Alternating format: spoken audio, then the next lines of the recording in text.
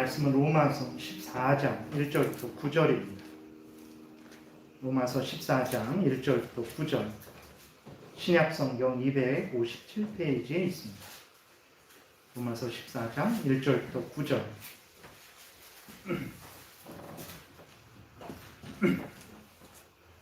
제가 봉독해 드리겠습니다. 믿음이 연약한 자를 너희가 받되 그의 의견을 비판하지 말라. 어떤 사람은 모든 것을 먹을 만한 믿음이 있고 믿음이 연약한 자는 채소만 먹느니라. 먹는 자는 먹지 않는 자를 업신여기지 말고 먹지 않는 자는 먹는 자를 비판하지 말라. 이는 하나님이 그를 받으셨습니다. 남의 하인을 비판하는 너는 누구냐? 그가 서 있는 것이나 넘어지는 것이 자기 주인에게 있음에 그가 세움을 받으리니 이는 그를 세우시는 권능이 주께 있습니다.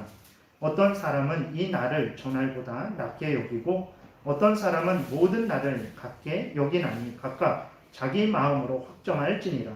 나를 중히 여기는 자도 주를 위하여 중히 여기고 먹는 자도 주를 위하여 먹으니 이는 하나님께 감사함이요. 먹지 않는 자도 주를 위하여 먹지 아니하며 하나님께 감사하느니라. 우리 중에 누구든지 자기를 위하여 사는 자가 없고 자기를 위하여 죽는 자도 없도다. 우리가 살아도 주를 위하여 살고 죽어도 주를 위하여 죽나니 그러므로 사나 죽으나 우리가 주의 것이로다. 이를 위하여 그리스도께서 죽었다가 다시 살아나셨으니 곧 죽은 자와 산 자의 주가 되려 하심이라. 아멘. 기도드리겠습니다. 살아계신 하나님, 이 시간 하나님 말씀을 전하고 듣습니다. 성령께서 역사하셔서 성경을 통해서 알려주시는 하나님의 뜻을 잘 깨달아 알게 도우소서. 알려주시는 대로 믿고 따르도록 성령께서 온전히 주장하여 주옵소서. 감사드리고 예수 그리스도의 이름으로 기도드렸습니다. 아멘. 오늘 우리가 부활주일을 맞이해서 감사함으로 기쁨으로 예배를 드립니다. 그래서 우리 육신이 이 땅에 썩어져서 죄가 되고 흙이 되지만 때가 되면 예수님 다시 오시면 이제 우리의 육신 예수 그리스도의 영광에 몸과 같이 부활해서 하나님과 함께 영생을 누리게 될 것이라는 것을 기억하시고 이 땅에서 당하는 여러 가지 어려움과 또 그러한 고난들, 괴로움들을 잘 이겨 나가시는 여러분들 되시기를 바랍니다. 오늘 또 특별히 부활주일을 맞이해서 말씀드리고자 하는 것은 예수 그리스도께서 이제 우리를 대신해서 죽으셨다가 다시 사신 그 목적에 대해서 이제 살펴보고 그 목적을 따라서 살아가야 된다는 내용으로 말씀을 드리고자 합니다. 왜 그러냐면 우리가 예수 그리스도께서 우리를 위해서 왜 죽으셨는지 그리고 왜 다시 사셨는지를 분명하게 모르면 우리의 신앙이 흔들리게 되죠. 또 한편으로는 어떻게 되냐면 방종하게 되고 다시 악한 사탄마귀의 종로를 타게 되고 다시 우리의 탐욕을 따라가는 타락의 길로 걸어가게 되는 거예요. 그렇기 때문에 예수 그리스도께서 왜 우리를 위해서 죽으시고 왜 우리를 위해서 부활하셨는가에 대한 분명한 이해를, 믿음을 우리가 가지고 있어야 되는 것입니다. 왜 그러냐 그랬을 때에 예수 그리스도께서 우리를 죄에서 죄의 형벌인 저주와 죽음에서 또 사탄마귀의 종로를 타는 데서 건져주시고 우리의 구원주가 되시기 위해서 우리를 위해서 죽으셨다, 부활하셨다라는 것을 우리가 기억을 해야 되는 것입니다. 예수 그리스도는 우리들의 주만 아니라 온 천지 모든 만물, 모든 인간들, 모든 천사들의 통치자시고 심판주 되신다라는 것도 아울러 우리가 기억해야 되겠습니다. 그래서 그리스도인 된 자들은 이제 어떻게 살아야 되냐? 주님에 의해서 구원을 받았죠. 그러면 그 구원받은 자들의 주님이 누굽니까? 예수 그리스도죠. 그 예수 그리스도를 위해서 살아가야 되는 것입니다. 이 부분에 대해서 이제 말씀을 드리겠습니다.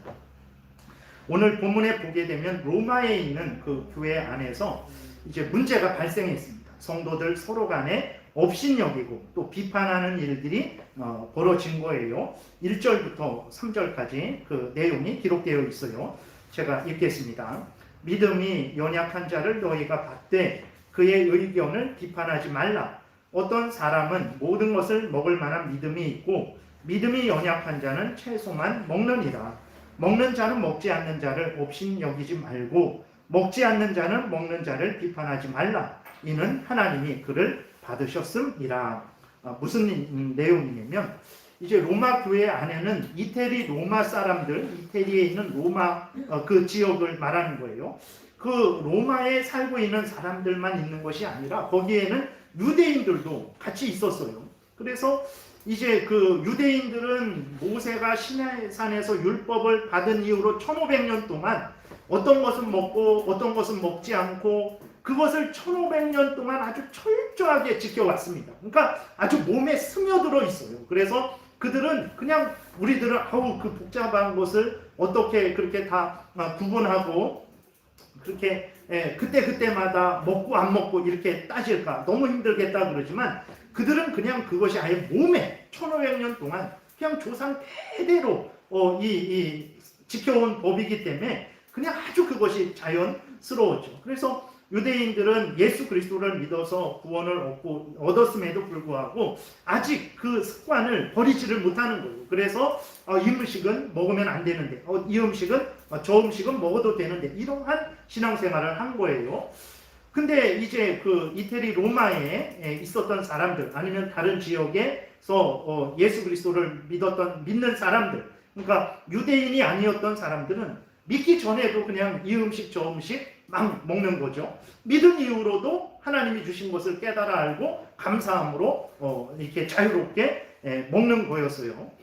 근데 문제는 무엇이냐면 이제 서로 간에 그것을 인정하고 배려하고 존중하고 함께 신앙생활을 했어야 되는데 뭐든지 다 먹을 수 있는 사람들은 그 음식을 가리는 사람들을 향해서 업신여긴 거예요. 아니 지금 예수 그리스도를 믿고 있는데 왜 그런 걸 아직도 따집니까? 그냥 아무거나 먹으세요.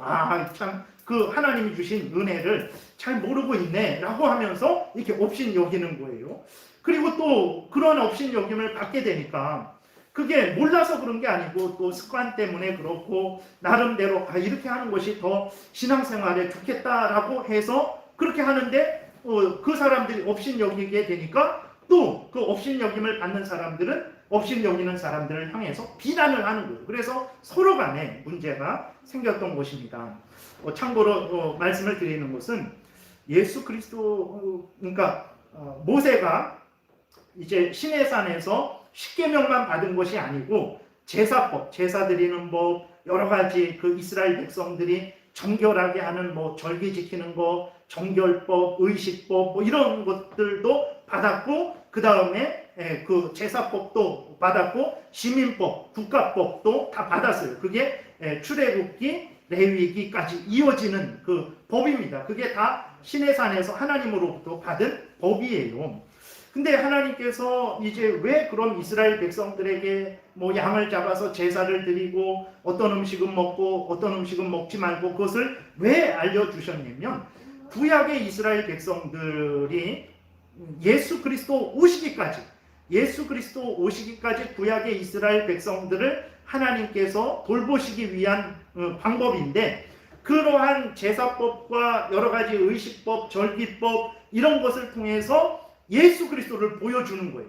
그래서 정말 사람이 죄인인데 그래서 깨끗하게 하고 하나님 앞에서 거룩해야 되는데 그런 것을 통해서 죄인이라는 것을 알게 하고 그 다음에 그 죄를 깨끗이 씻어야 된다는 것을 알려주고 그런 것을 통해서 우리의 모든 죄를 정결하게 하고 하나님 앞에 순결하게 하시는 예수 그리스도를 믿음으로 바라보게 하셨던 거예요. 그래서 그런데 그 법을 이제 예수님 오시기까지 구약의 이스라엘 백성들에게 주셨던 거죠. 근데 예수님이 오셨으니까 이제는 그 법이 필요 없는 거예요.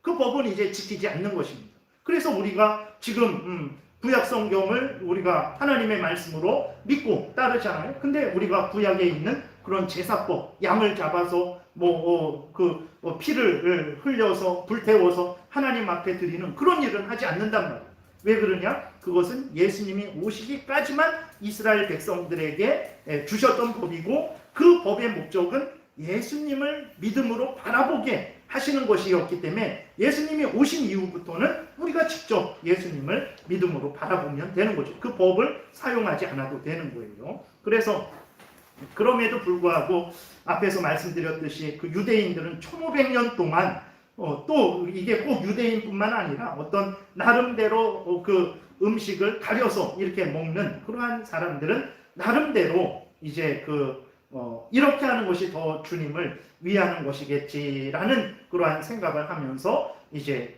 이러한 음식을 가리는 그러한 삶을 살았던 거죠. 근데 문제는 무엇이냐면 이것이 죄 짓는 것이 아니고 하나님의 진리를 이렇게 왜곡하는 것이 아니고 예수 그리스도를 가리는 것이 아니면 서로 존중하고 이해하고 배려해서 그냥 인정하고 함께 그렇게 신앙생활을 해야 되는데 그렇게 하지 않은 거예요. 그래서 모든 음식을 먹는 사람들은 음식을 가려 먹는 사람들을 향해서 업신여기고 업신여김을 받으니까 또 그 사람들은 음식을 자유롭게 먹는 사람들을 비난하고 비판하고 서로 이렇게 교회 안에서 충돌이 생겼던 것입니다. 그 부분에 대해서 이제 바울이 뭐라고 말을 하는 것입니까? 서로 존중하고 서로 이해하고 서로 함께 신앙생활 할 것을 이제 명하는 거죠. 그러한 분쟁을 멈추고 하나님 앞에서 바르게 살아갈 것을 명하고 있는 거예요. 그랬을 때에 이제 그 4절에 보게 되니까 바울이 이제 엄히 그러한 일들은 잘못된 일이라는 것을 분명하게 드러내면서 두 그 부류의 사람들을 책망을 합니다. 4절에 보게 되니까 남의 하인을 비판하는 너는 누구냐? 그가 서 있는 것이나 넘어지는 것이 자기 주인에게 있음에 그가 세움을 받으리니 이는 그를 세우시는 권능이 주께 있습니다. 무슨 얘기입니까? 서로 당신들이 비웃고 조롱하고 멸시하고 업신여기고 싸움을 하는데 그 서로를 한번 돌아보십시오. 당신이 비웃고 조롱하고 업신여기는 그 사람이 누굽니까? 당신이 비난하고 비판하는 그 사람이 누굽니까? 그 사람들은 하나님이 받으신 사람들입니다. 그 사람들은 예수 그리스도께서 피 흘려서 그를 사랑하셔서 그를 대신해서 죽으시고 그를 구원하신 사람들입니다. 그래서 예수 그리스도의 소유 삼은 사람들입니다. 당신이 비난하는 그 사람은 하나님의 자녀고 하나님의 소유된 사람인데 당신이 그 사람을 비난한다면 그것이 어떤 죄도 아니고 그 다음에 하나님의 진리를 어둡게 가리는 것도 아니고 나름대로 어떤 하나님을 잘 섬기기 위해서 나름대로 기준을 정해서 그렇게 살아가는 건데 그게 율법적으로도 그렇게 율법주의 같이 되는 것도 아니고 근데 그런 것을 가지고 업신여기고 서로 비난하는 것은 바로 그 사람의 주인 되시는 예수 그리스도를 향하여 비난하는 것이고 예수 그리스도를 업신여기는 것과 같은 것입니다. 뭐에 대해서 이렇게 말을 하는 거예요. 그래서 서로가 정말 그 비난하는 상대방들이 예수님의 소유된 백성들이라는 것을 깨달아 알고 그만 이제 그 분쟁을 멈추시기를 바랍니다. 라고 이제 이야기하는 거예요. 왜 주인 되시는 예수 그리스도도 가만히 있는데 왜 당신이 그 사람을 이렇게 업신여기고 또 비난하고 비판합니까? 그것은 주인 되시는 예수 그리스도를 모욕하는 것이고 그 예수 그리스도를 비난하고 업신여기는 것과 같은 것입니다. 라고 이제 바울이 그러니까 4절에서 그러한 분쟁을 멈춰야 된다라고 이제 로마에 있는 성도들에게 책망하고 권면하는 거죠. 그리고 또 하나는 이제 그 바울이 이유를 들고 있는데 왜 그러냐면 서로 업신여기고 비난을 하지만 음식을 먹는 자도 왜 음식을 먹습니까? 주를 위해서 이 음식 잘 먹고 힘을 내서 내가 하나님께 감사하고 하나님을 위해서 살아야 되겠다 하는 그 믿음으로 그 마음으로 음식을 잘 먹고 있고 또 음식을 안 먹는 사람도 왜 그렇습니까? 내가 이런 것들은 저러한 것 예를 들어서 술 같은 것들 우리가 어떤 치료약 같은 걸로 조금씩 사용할 수 있겠죠. 그래도 나는 절대 안 먹겠다. 술은 아주 입에도 되지 않겠다. 잘못하다가 술이 나를 먹으면 하나님 영광 가릴 것이고 내가 어떻게 하나님의 영광을 가리고 하나님을 욕되게 할 수 있는가? 나는 술을 약으로도 조금씩 먹을 수 있겠지만 난 그래도 안 그러겠다. 이제 그런 마음으로 그렇게 음식을 가리는 거예요. 그러니까 음식을 가리는 그 사람도 왜 가립니까? 자기의 탐욕을 위해서 가립니까? 아니, 하나님의 영광을 위해서, 하나님의 뜻대로 더 잘 살아가기 위해서, 하나님의 영광을 드러내기 위해서 그렇게 음식을 가리는 거죠. 그러니까 바울이 그것을 이야기하는 거예요. 음식을 먹는 사람도 주를 위해서, 당신도 주를 위해서, 예수 그리스도를 위해서 먹는 거 아닙니까? 안 먹는 사람도 주를 위해서 안 먹는 겁니다. 서로 싸울 일이 아니라는 거예요. 그게 죄를 짓는 것이라면 용납해서는 안 되죠. 허용해서는 안 됩니다. 성도들에게 많은 피해를 주는 것이라면 그것은 당연히 용납하지 말고 권면하고 책망해서 고쳐야 되지만, 그렇지 않은 문제란 말이에요. 이거는 개인적으로 사소한 문제란 말이에요. 성경을 어기는 문제도 아니고 범죄하는 문제도 아니고, 그러니까 그런 부분들에 대해서는 그게 서로 업신여기고 비난할 일이 아니라고 바울이 이야기를 하는 거예요. 그래서 5절부터 8절에서 그것을 이야기하고 있습니다. 어떤 사람은 이 날을 저날보다 낮게 여기고 어떤 사람은 모든 날을 같게 여기나니 각각 자기 마음으로 확정할지니라. 나를 중히 여기는 자도 주를 위하여 중히 여기고 먹는 자도 주를 위하여 먹으니 이는 하나님께 감사하며 먹지 않는 자도 주를 위하여 먹지 아니하며 하나님께 감사하느니라. 우리 중에 누구든지 자기를 위하여 사는 자가 없고 자기를 위하여 죽는 자도 없도다. 우리가 살아도 주를 위하여 살고 죽어도 주를 위하여 죽나니 그러므로 사나 죽으나 우리가 주의 것이로다. 이렇게 바울이 로마에 있는 교인들에게 권면하고 또 책망을 하는 것입니다. 그러니까 먹는 자도 주를 위해서 먹고 먹지 않는 자도 주를 위해서 먹지 않고 다 주를 위하고 살아가는 것인데 왜 서로 싸우고 있는 것입니까? 라고 이제 그만 서로 분쟁을 멈추십시오 라고 말을 하면서 그렇게 분쟁하는 것이 얼마나 큰 죄인지 이제 좀 덧붙이고 있어요. 10절부터 13절에 보게 되면 내가 어찌하여 내 형제를 비판하느냐? 어찌하여 내 형제를 업신여기느냐? 우리가 다 하나님의 심판대 앞에 서리라. 기록되었으되 주께서 이르시되 내가 사람노니 모든 무릎이 내게 꿇을 것이요 모든 혀가 하나님께 자백하리라 하였느니라.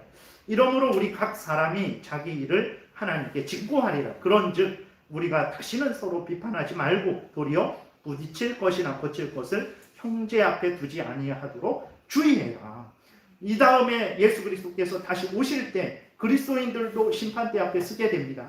그러나 그 심판은 멸망의 심판이 아니라 하나님께서 우리의 죄를 용서해 주시고 예수 그리스도의 의로 덧입은 것을 구원을 확증하는 심판이 될 거예요. 그러나 그때에도 그리스도인들도 자기가 행한 모든 일들에 대해서 이실직고 하게 됩니다. 하나님 앞에서 예수 그리스도 앞에서 자기가 행한 모든 일을 여기 보게 되면 직고한다라고 이렇게 12절에 기록이 되어 있잖아요. 그때 가서 얼마나 부끄러움을 당하려고 여러분 같은 형제 자매끼리 그렇게 싸우고 있습니까? 그만하십시오라고 이렇게 바울이 책망을 하고 경고를 하는 거죠. 말씀드리고자 하는 것은 무엇이냐면 여기에서 우리는 로마 교회에 속한 그 모든 자들, 그러니까 음식을 자유롭게 먹는 자들이나 또 그 음식을 가려 먹는 자들이나 그 모든 자들이 공통적으로 가졌던 귀한 믿음과 그 목표를 우리는 발견하게 되죠. 음식을 자유롭게 먹는 사람들도 음식을 구별하여 먹는 사람들도 또 바울 일행도 그렇고 바울도 그렇고 모두가 가졌던 그 믿음과 목표가 무엇입니까? 바로 무엇입니까? 예수 그리스도가 주님이 되신다라는 믿음이, 그리고 주님 대신 예수 그리스도를 위해서 살아가야 된다라는 그 목표예요.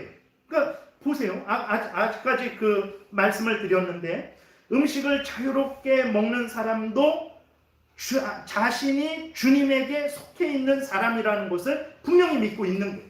그리고 음식을 자유롭게 먹는데 자기의 탐욕을 위해서 그냥 자기 맛있는 음식 많이 먹고 배부르기 위해서 이 수준이 아니라 잘 먹고 힘내서 하나님을 위해서 살기 위해서 음식을 먹는 거예요. 음식을 먹지 않는 사람들도 왜 안 먹습니까? 하나님의 영광을 위해서 안 먹는 거예요. 그러니까 서로 싸워서 우리는 상당히 저 사람들 무슨 그 수준이 저 정도밖에 안 돼. 먹는 거 갖고 서로 저렇게 교회에서 분쟁을 일으키나 라고 할 수 있지만 근데 다시 한번 그들의 그 중심을 살펴보게 되니까 그들은 아주 분명한 믿음이 있었어요. 예수 그리스도가 나의 주님이다라는 분명한 믿음이 있었어요. 그리고 나는 주님 대신 예수 그리스도를 위하여 살아가야 된다라는 분명한 인생의 신앙의 목표가 있었어요. 그것을 우리는 발견하게 되죠. 그래서 바울이 이 이야기를 하는 거예요. 5절부터 8절까지 보게 되면 7절에 보게 되니까 우리 중에 누구든지 자기를 위하여 사는 자가 없고 자기를 위하여 죽는 자도 없도다. 여러분 그렇지 않습니까? 이렇게 말을 하는 거예요. 로마 교회에 있는 그러한 모든 성도들, 그 다음에 편지를 보내고 있는 바울, 그 모든 사람들을 이제 이야기하는 건데 우리 중에 누가 자기를 위하여 살고 있습니까? 음식을 마음껏 먹는 사람이 자기를 위해서 살고 있습니까? 음식을 가려 먹는 사람들이 자기를 위해서 살고 있습니까? 내가 여러분들에게 이렇게 편지를 보내는 내가 나를 위해서 살고 있습니까? 우리 중에 누가 자기를 위해서 사는 사람이 있습니까? 없다라는 거예요. 그럼 누구를 위해서 살고 있습니까? 모든 사람들이 음식을 마음껏 먹는 사람이나 음식을 가려 먹는 사람이나 또 바울도 누구를 위해 살고 있습니까? 예수 그리스도를 위하여 살고 있는 거예요. 8절에도 우리가 살아도 주를 위하여 살고 죽어도 주를 위하여 죽느니 그러므로 사나 죽으나 우리가 주의 것이다 라는 이 분명한 믿음이 있었던 거예요. 놀랍죠. 그렇게 음식 갖고 싸워갖고 상당히 참 수준이 낮은 로마 교회인 줄 알았는데 그렇지 않죠. 그들에게는 아주 분명하고 확고한 믿음, 예수 그리스도가 나의 주다, 나는 예수 그리스도를 위하여 살아야 된다라는 분명한 믿음이 있었던 거예요. 먹는 것까지도. 그래서 주를 위해서 먹고 주를 위해서 안 먹고 그냥 이런 것이 그 로마 교회의 신앙의 수준이었던 거예요. 대단하죠. 예수 그리스도가 로마 교인들은 예수 그리스도가 그들을 위해서 죽으셔서 그들을 죽음에서 다시 살아나게 하시고 사탄 마귀의 종노릇 하는 데서 살아나게 하셨다는 것을 분명하게 알고 있었던 거예요. 그리고 예수 그리스도께서 부활하셔서 자기들의 주님이 되셔서 자기들을 지키시고 보호하시고 인도하신다라는 것, 그리고 자기들은 주님 대신 예수 그리스도를 위해서 살아가야 된다는 것을 아주 분명하게 인식하고 또 실제적으로 그렇게 살고 있었던 거예요. 바울이 봤을 때에도 정말로 로마 교회에 있는 사람들이 자기를 위해서 사는 사람이 없다라고 말할 정도로 그 로마에 있는 그러한 신앙인들은, 그 성도들은 그렇게 주님이 자기들의 주님이고 자기들은 주님을 위해서 살아야 된다라는 확고부동한 믿음이 있었던 거죠. 여러분, 우리가 부활절을 맞이해서 부활하신 예수 그리스도로 인해서 우리가 기뻐하죠. 왜 그렇습니까? 우리도 예수 그리스도와 같이 부활할 것이기 때문에 그렇습니다. 부활을 통해서 하나님께서 우리에게 알려주시는 많은 뜻이 있죠. 그러니까 그 부활이라는 것은 이제 우리 구주 예수 그리스도께서 십자가에서 못 박혀 죽으셨 그 십자가의 죽음이 하나님께 온전히 드려졌다, 하나님을 온전히 만족시키셨다라는 증거입니다. 그래서 하나님께서 예수 그리스도를 다시 부활시킨 거죠. 그래서 예수 그리스도의 부활을 보면서 예수 그리스도로 말미암은 구원이 우리에게 확실히 이루어졌다는 것을 우리가 분명히 확신하게 되는 것이고, 또 예수 그리스도처럼 우리도 마지막 날에 우리의 영혼은 즉시로 천국에 가지만 우리의 육신은 썩어지죠. 그러나 우리 육신도 마지막 날에 예수 그리스도께서 예수 그리스도의 영광의 몸과 같이 변화시켜 주실 것이라는 것을 우리가 이렇게 또 확신을 할 수 있게 되는 거예요. 중요한 것은 무엇입니까? 그런 것으로 인해서 우리가 부활절을 기뻐하고 즐거워하는 거 당연합니다. 그러나 또 동시에 우리는 예수 그리스도께서 부활하셨는데 그럼 왜 부활하셨는가에 대해서도 우리는 깊이 생각을 해야 돼요. 부활하신 예수 그리스도는 나에게 있어서 누구신가? 라는 분명한 믿음을 가져야 되는 것입니다. 우리를 위해 죽으셨다가 3일 만에 부활하신 예수 그리스도는 여러분들에게 누구십니까? 오늘 본문에 나와 있는 바울과 로마 교회에 있는 사람들은 분명히 예수 그리스도는 자기들의 주님이라는 것을 분명히 믿고 있었던 것. 여러분들도 부활주의를 맞이해서 부활하신 그 예수 그리스도가 여러분들의 주님이시라는 분명한 믿음을 가지고 계십니까? 우리의 주님 되신 예수 그리스도께서 우리를 지키시고 보호하시고 영원한 천국으로 인도하고 계시다라는 이러한 분명한 믿음이 있습니까? 그리고 우리를 지키시고 보호하시고 인도하시는 예수 그리스도, 우리를 사탄 마귀의 종로로 타는 데서 죄의 형벌인 저주와 죽음에서 죄의 권세로부터 건져주시고 우리의 주님 되셔서 우리를 천국으로 인도하시는 그 예수 그리스도를 위하여 살고자 하는 분명한 목적이 있습니다. 이렇게 예수 그리스도께서 죽으셨다가 다시 부활하신 것은 우리의 주님 되시기 위해서라는 분명한 믿음이 있어요. 그래야 이러한 분명한 믿음이 있어야 우리의 믿음이 흔들리지 않게 되는 거예요. 그러니까 예수 그리스도가 나의 주님이시다. 주님이라는 것은 나의 왕이다. 나의 하나님이다. 나의 통치자다. 나를 천국으로 인도하는 구원자다라는 차원의 그 주님이죠. 예수 그리스도가 주님이시다. 부활하신 주님이 나의 주님이다라는 믿음이 없게 되면 어떻게 됩니까? 그 사람은 믿음 생활을 온전히 하지 못해요. 우리가 삶을 살아가면서 얼마나 힘들고 어렵고 난감한 일들을 수도 없이 당합니까? 정말 흔들리지 않아요. 그때 주님이 나를 위해 죽으시고 부활하신 예수 그리스도가 나의 주님이다. 나의 주인이다. 나를 지키시고 보호하시고 천국으로 인도하시는 나의 구원자다라는 믿음이 없게 되면 그때 우리는 낙심하게 되고 정말 헛된 저 사람이 나를 구원할까? 아니면 이 물질이, 이 지위, 저 권세가 나를 구원할까? 라는 잘못된 생각을 하게 되는 것이죠. 그래서 예수님이 나의 주님이다 라는 그러한 믿음이 없으면 정말 이렇게 우리는 신앙생활을 온전히 하지 못하게 되는 거예요. 그 다음에 또 예수 그리스도가 나의 주님이시다라는 분명한 믿음이 없으면 그 사람은 또 어떤 차원에서 신앙생활을 못하냐면 주를 위해서 살아가야 되는 그러한 신앙생활이 어떻게 됩니까? 자신을 위해서 살아가는 신앙생활로 잘못되게 된다는 것을 우리가 기억해야 됩니다. 예수님이 주인이라는 것을 분명하게 모르니까 누가 주인 됩니까? 돈이 주인이 되든 세상 지위, 권세가 주인이 되든 물질이 주인이 되든 아니면 어떤 사람이 나의 주인이 되는, 내가 나의 주인이 되는. 그래서 인생을 어떻게 살아갑니까? 예수님의 명령을 따라서, 하나님 앞에서 하나님의 명령을 따라서 살아가는 인생이 아니라 자기 마음대로 살아가는 인생을 살게 되는 거예요. 그것은 그리스도인들의 삶이 아니라는 것을 우리가 기억을 해야 되는 것입니다. 로마 교회는 서로 문제를 일으켰지만 그래도 그들의 중심은 어땠습니까? 모두가 예수 그리스도가 주님이시라는 것을 분명히 알고 있었어요. 자신들이 주님께 속했다라는 것을 분명히 알고 있었어요.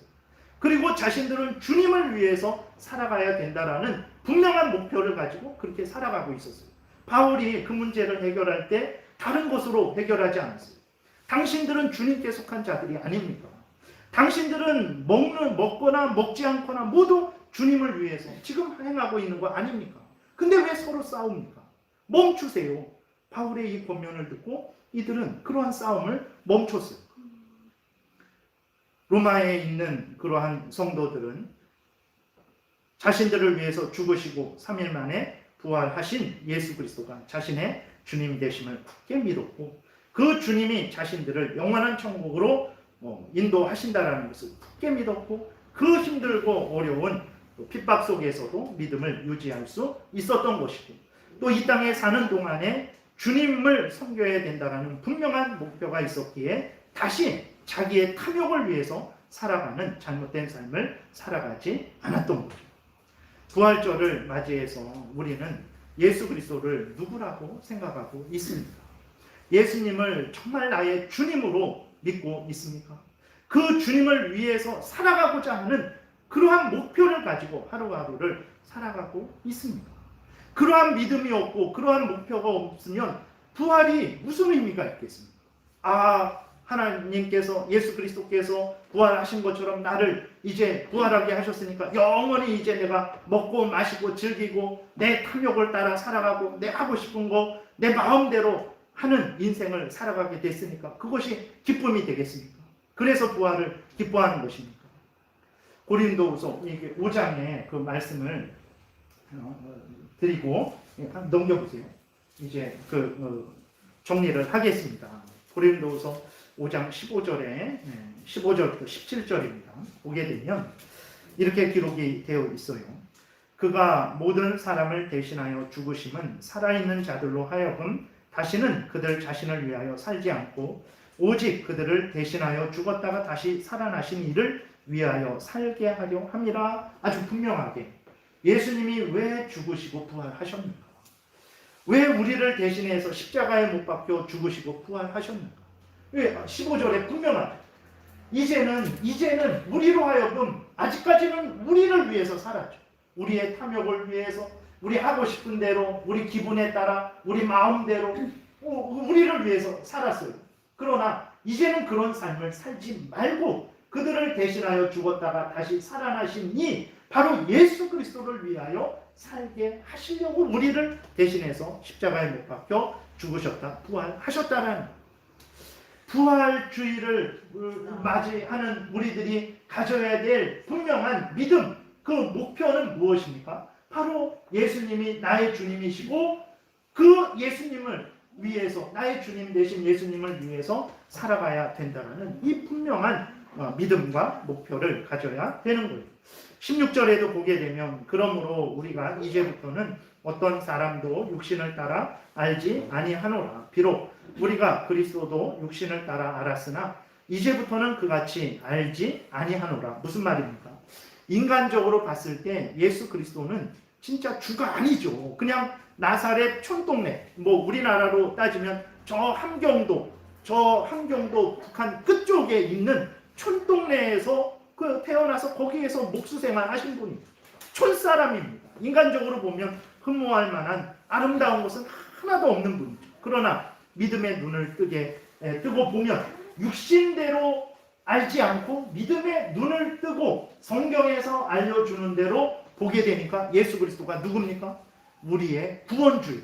우리를 위해 죽으셨다가 우리를 위해서 다시 3일 만에 살아나셔서 우리의 주님이 되신 구원주라는 것을 발견하게 된다라는 거예요. 그래서 이제는 예수 그리스도를 육신대로 알지 않습니다 라고 그렇게 고백을 하는 거죠. 여러분들은 예수 그리스도를 아직도 인간적으로 알고 있습니까? 아니면 예수 그리스도를 성경에서 알려주는 대로 우리의 주님으로 믿고 있습니까? 17절에 그런즉 누구든지 그리스도 안에 있으면 새로운 피조물이라. 이전 것은 지나갔으니 보라 새 것이 되었도다. 무슨 말입니까? 이제 당신들은 예수 그리스도의 피로 말미암아 예수 그리스도의 대속의 죽음으로 말미암아 죄에서 건짐을 받았고 죄의 형벌인 저주와 죽음에서 건짐을 받았고 사탄 마귀의 종로로 타는 데서 건짐받은 새로운 피조물 아닙니까? 근데 어찌 주님 대신 예수 그리스도를 섬기지 않고 이전에 그 행했던 죄 가운데로 다시 뒤돌아가서 자신을 위해서 탐욕을 위해서 이생의 자랑과 안목의 정욕을 따라 살아갈 수 있겠습니까? 새로운 피조물답게 주님 대신 예수 그리스도를 위해서 살아가야 합니다라고 여기에서 이야기를 하고 있는 거예요. 예수 그리스도께서 우리를 대신해서 죽으시고 부활하신 이유이고 목적이라는 것은 우리가 기억해야 됩니다. 예수님이 죽으시고 부활하심을 통해서 죄에서 죽음에서 사탄의 종로로 타는 데서 우리를 구원하여 주셔서 우리를 하나님의 자녀 삼아 주셨습니다. 우리를 주님의 종들 삼아 주셨습니다. 그리고 주님 대신 예수 그리스도는 우리를 지키시고 보호하시고 천국으로 인도하고 계십니다. 주님을 굳게 믿으세요. 그러면 이 험한 세상에서 힘을 얻게 되고 위로를 얻게 되고 낙심하지 않게 되고 헛된 것들 썩어 없어질 것을 두려워하지 않게 되는 그러한 용기를 얻게 되는 거죠. 그리고 우리는 누굽니까? 주님의 종들이죠. 하나님의 자녀들입니다. 예수 그리스도는 우리의 주님이에요. 주인입니다. 내가 나의 주인이 아닙니다. 예수 그리스도가 핏값으로 나를 사셔서 주님의 소유 삼으셨습니다.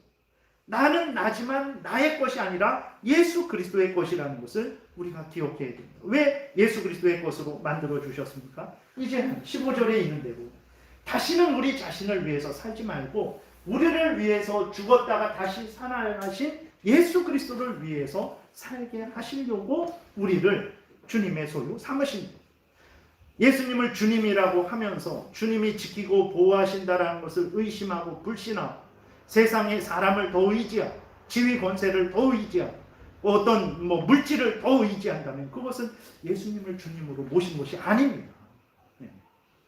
예수 그리스도를 주님이라고 하면서 주를 위해서 살아가지 않고 입거나 마시거나 무엇을 하든지 주님을 위해서 살아가지 않고 여전히 나의 기분을 따라서 내 탐욕을 따라서 내 이익을 따라서 살아가면 그것도 역시 그것이 주님으로 모신 것이겠습니까? 그것이 부활과 그럼 우리가 부활주일 예수님이 죽으셨다가 부활하셔서 이것을 우리에게 가르쳐 주시는데 이러한 믿음이 전혀 없고 이러한 목적이 전혀 없다면 부활이 나는 무슨 의미가 있겠습니까? 그래서 다시 한번 왜 우리가 부활에 기뻐해야 되는가? 예수님이 우리를 죄에서 죽음에서 그 저주에서 지옥에서 사탄 마귀의 종로로 타는 데서 건져주셨으니까 그리고 우리를 지키시고 보호하시니까 기뻐해야 되는 거예요. 그러니까 이제는 마음대로 살아야 되겠습니까? 우리를 대신해서 죽으셔서 우리를 구원하셔서 우리의 주님 대신 예수 그리스도를 위해서 우리가 마땅히 살아가야 되는 거죠. 여기에 부활의 의미가 있는 거예요. 부활주일의 의미가 여기 있는 것입니다. 그래서 기뻐해야 되고 그래서 다시 예수 그리스도를 더 사랑하는 그러한 믿음을 우리가 굳게 가져야 되는 것입니다. 그래서 부활주일을 맞이해서 예수님이 왜 우리를 위해서 죽으셨나? 왜 다시 3일 만에 살아나셨나? 그 예수 그리스도는 나와 무슨 관계가 있는가? 나는 예수님을 누구로 믿고 섬기고 있는가? 다시 한번 점검하셔서 예수님을 주님으로 믿으시고 안심하시고 또 주님 대신 예수님을 위해서 살아가시는 복된 신앙생활 하시는 여러분들 되시기를 바랍니다. 기도드리겠습니다. 살아계신 하나님 아버지 감사를 드립니다. 예수 그리스도께서 우리를 대신하여 죽으셨다가 부활하셔서 우리의 주님이 되어주시니 감사를 드립니다.